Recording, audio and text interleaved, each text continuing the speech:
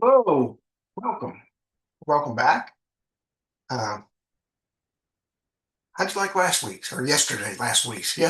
I'm just starting this channel. We done Torah portion, the first reading of the Torah portion Matot-Masei.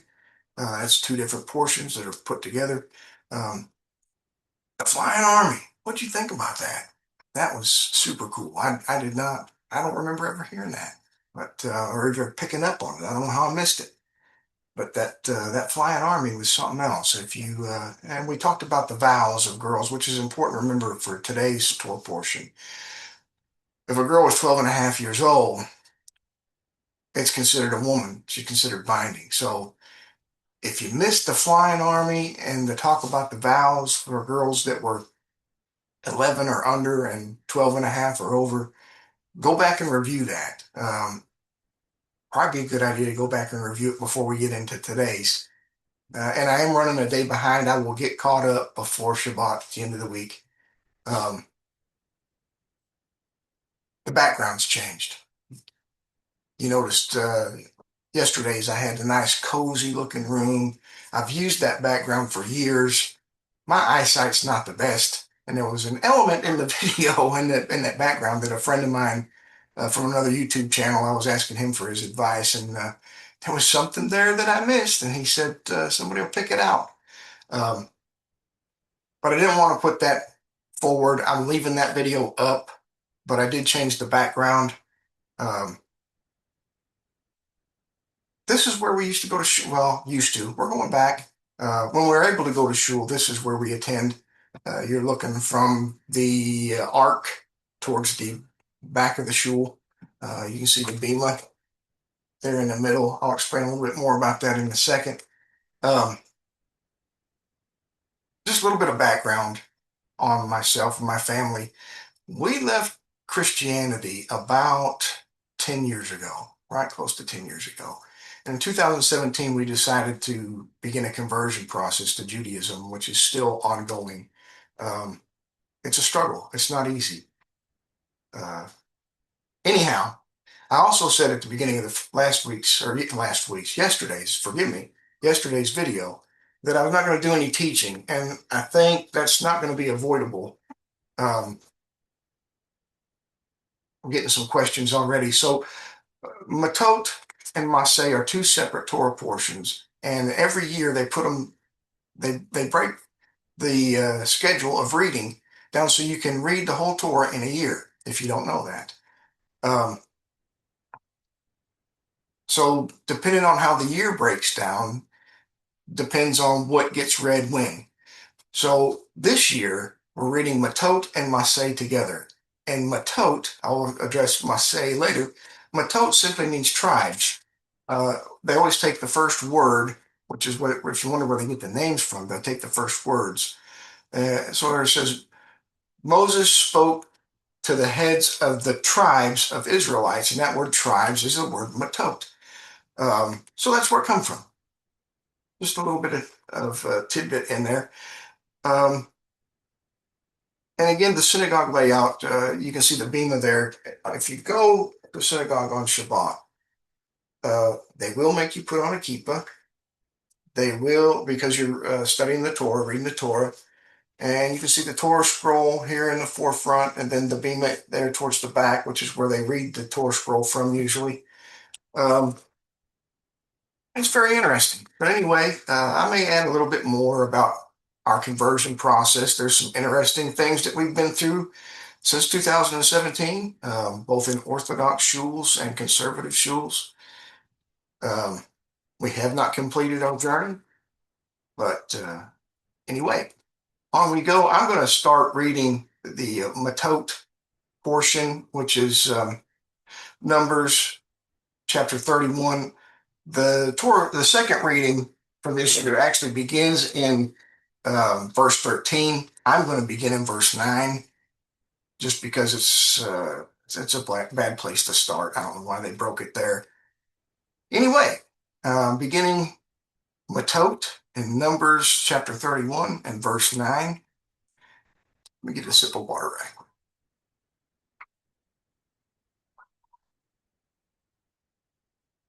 The Israelites took the Midianite women and their small children captive, and they plundered all their beasts, livestock, and all their possessions. They set fire to all the residential cities and all their castles in which their political and religious leaders lived. They took all the movable booty and all the living plunder of man and beast and brought it all, the captives, the plundered animals, and the movable booty, to Moses and Eleazar the priest and to the entire community of Israel in the camp, in the plains of Moab, by the Jordan, opposite Jericho. They did not appropriate any of it for themselves, just as Moses had instructed them.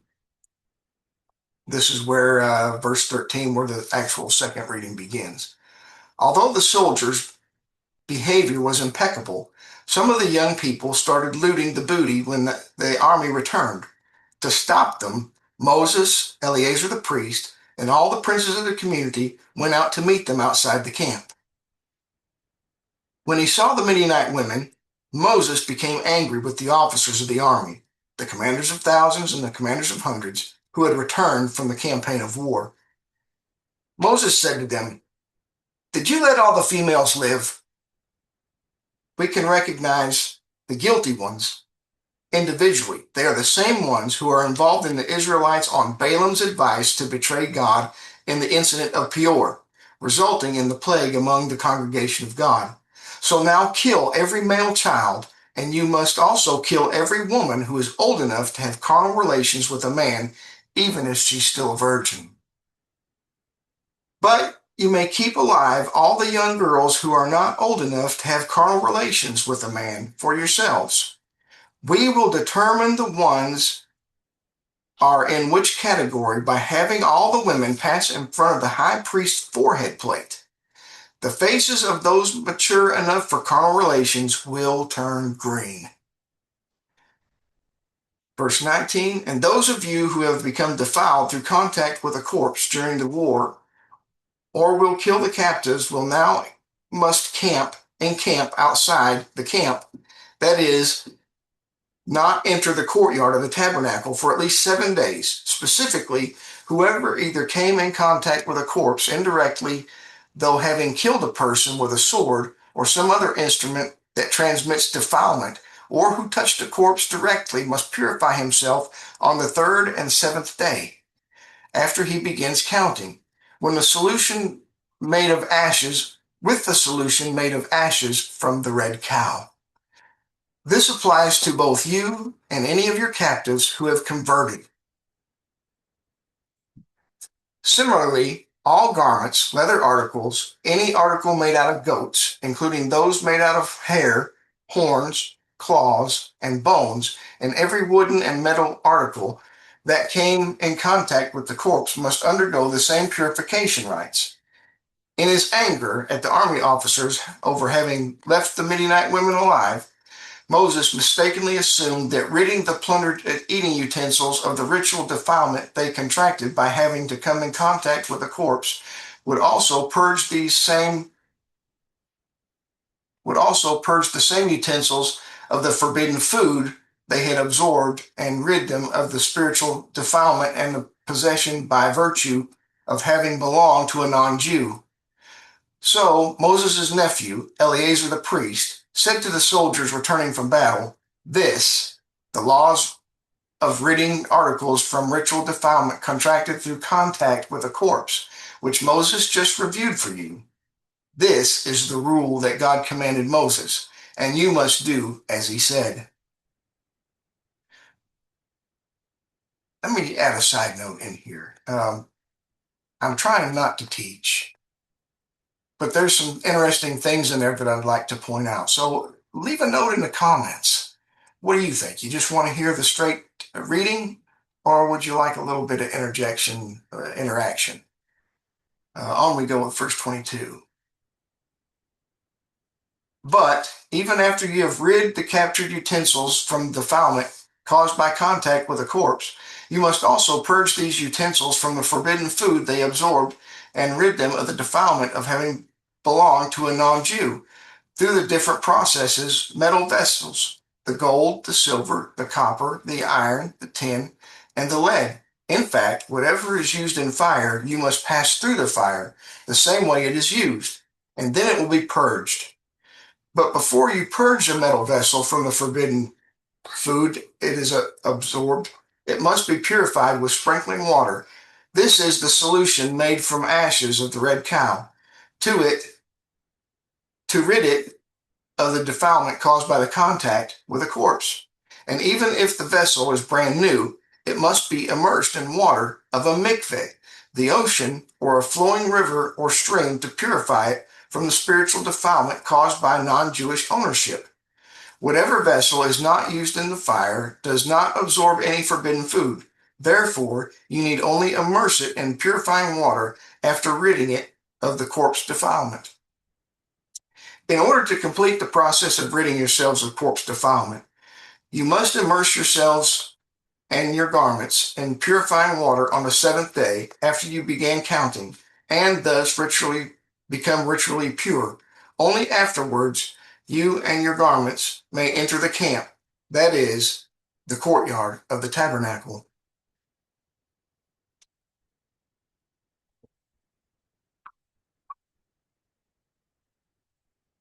God spoke to Moses, saying, "Take account of the plunder of the captive people and animals, you, together with Eleazar the priest and the heads of the paternal houses of the community.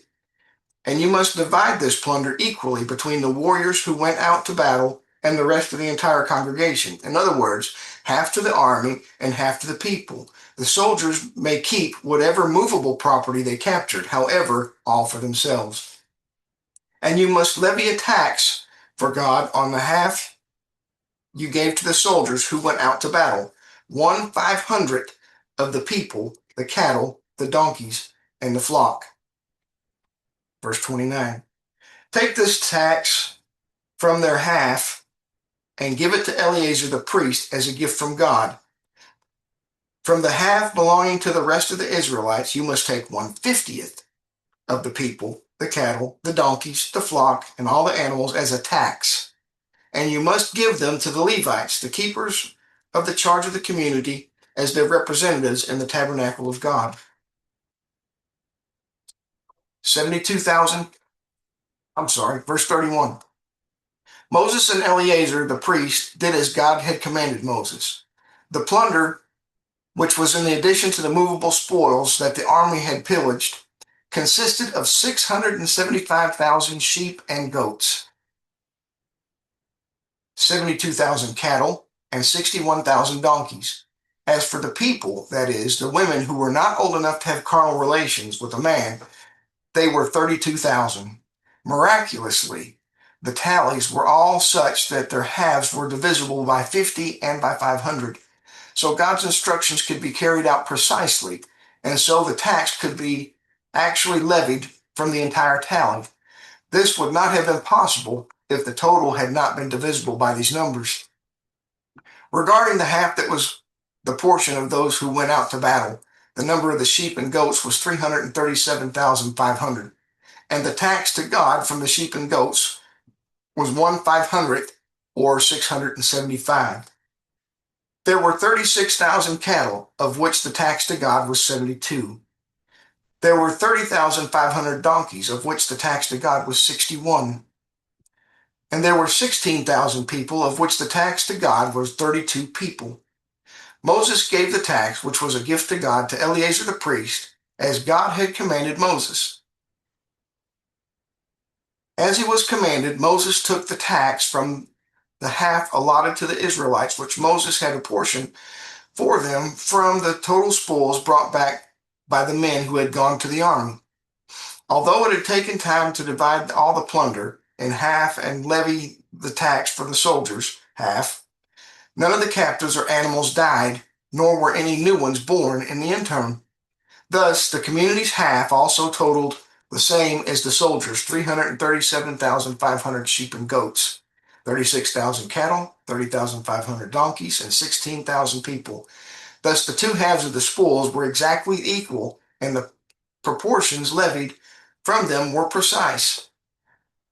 Moses took 1/50th of the Israelites' half, the people and the animals, and gave them as a tax to the Levites, the keepers of the charge of the community, as their representatives in the tabernacle of God, as God commanded Moses. Verse 48, after this, the officers appointed over the army's thousands, the commanders of thousands and the commanders of hundreds, approached Moses.